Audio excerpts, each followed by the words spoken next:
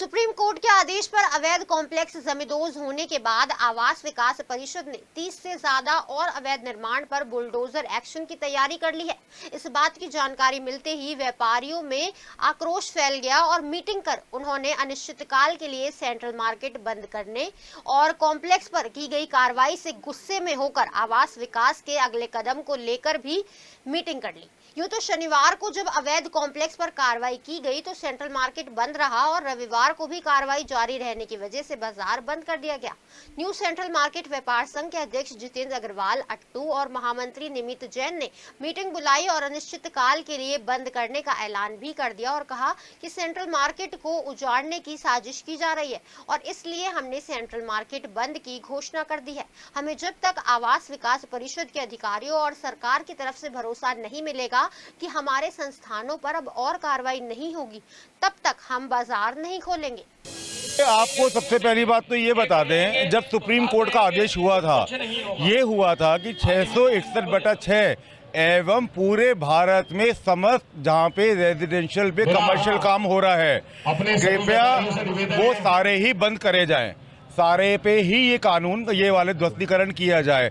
तो केवल 35 कहाँ से आई है? किसने चिन्हित करी है 35 दुकानों को, 35 भूखंडों को, 90 दुकानों को और 1500 दुकानें और भी जिसके अंदर करी गई है? तो इनको कौन राइट देता है कि ये 35 दुकान को अपने आप ये चिन्हित कर लें, जो कि सुप्रीम कोर्ट का कोई भी ऑर्डर ऐसा नहीं है। आप हमें लिखित में दिखा दें कि किसी 35 भूखंडों पे सुप्रीम कोर्ट ने आदेश दिए तो हम सर्वसम्मति से अब आगे आएंगे और अपने आदेश ये जो आदेश दिए गए थे पूरे भारत के लिए दिए गए थे, ना कि केवल 35 भूखंडों के लिए। हमें रेगुलराइज चाहिए कि आप यहाँ पे सरकार जो पूरा मार्केट यहाँ तैयार है, पूरा खड़ा है, इतनी दुकानदार हैं जिनकी रोजी रोटी चल रही है, आप उसे रेगुलराइज करें और जिसके लिए जो भी रुपए है, जो भी उनकी नॉर्म्स हैं, हम उनसे पूरा करने के लिए तैयार हैं। सर हमारी रजिस्ट्री भी कमर्शियल है, हमारा टैक्स हमारे पास सबके पास जीएसटी कनेक्शन भी है, जीएसटी नंबर भी है, जिसके अंदर हम बिजली का बिल भी हमारा कमर्शियल है। तो हम अनऑथोराइज कहाँ से हुए?